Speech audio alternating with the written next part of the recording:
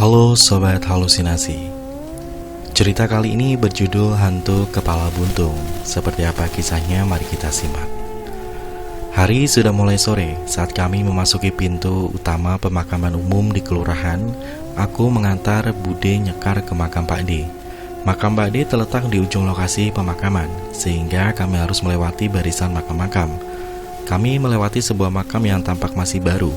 Terlihat dari gundukan tanah masih merah, di atas tanahnya bertabur bunga sedikit layu. Bertanda belum lama disebar. Di sebelah makam tampak seorang sedang berbaring miring menghadap makam. Bertisan Sarmili. "Permisi," ujarku melewati punggungnya. Kami pun melanjutkan langkah kaki kami hampir menyentuh punggungnya. "Orang tadi ngapain sih tiduran di makam?" komentar Bude setelah beberapa meter meninggalkannya. "Nggak tahu tuh," jawabku seraya menoleh ke orang tadi. Namun sosok yang tadi berbaring di samping makam tidak tampak lagi. "Bude, orang yang lain hilang," ujarku dengan gugup.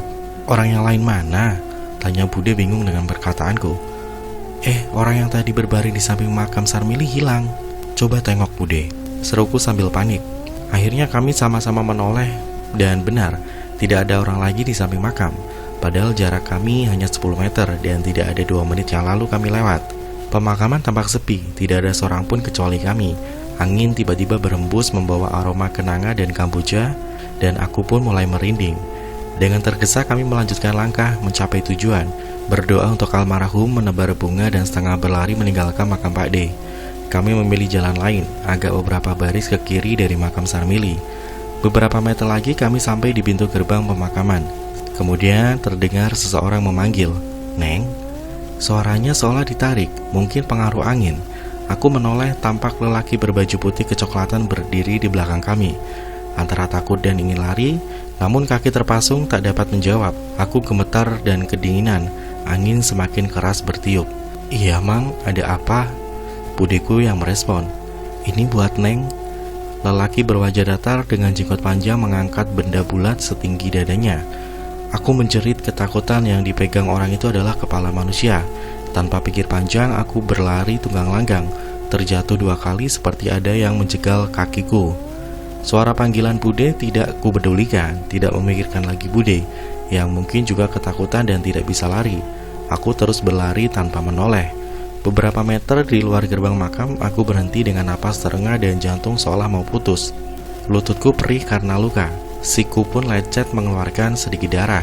Aku teringat Bude, menyesal telah meninggalkannya. Bagaimana kalau beliau pingsan dan dicekik entah apa? Rasa panik menyerang. Aku menoleh namun tidak berani menjemput Bude. Beberapa puluh meter terlihat wanita 53 tahun itu berjalan dengan santai. Hampir berlari aku saat melihat Bude menjinjing benda bulat yang diberikan orang berbaju putih tadi. Benda bulat itu terayun-ayun di tangan Bude. Kufokuskan pandangan ke benda itu. Semakin dekat, aku sudah siap ambil langkah 1000 jika Bude sudah mendekat. Dengan bawaannya, seperti batu terangkat dari dada ketika melihat yang dibawa Bude sebuah kelapa bukan kepala, seperti sangkaanku. "Kamu ngapain lari pontang-panting sampai jatuh-jatuhan gitu?"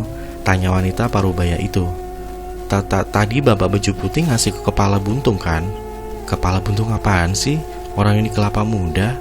Nih, tadi itu Pak Sofyan, penjaga makam," ujar Bude. Antara percaya dan tidak, aku pun terdiam, mengiringi langkah Bude menjauhi area pemakaman. Sampai saat ini masih menjadi pertanyaan, siapa yang berbaring di samping makam Sarmili? Kata Pak Sofyan, Sarmili preman kampung yang meninggal karena dipenggal kepalanya hampir putus oleh musuh-musuhnya. Sekian dan terima kasih cerita kali ini.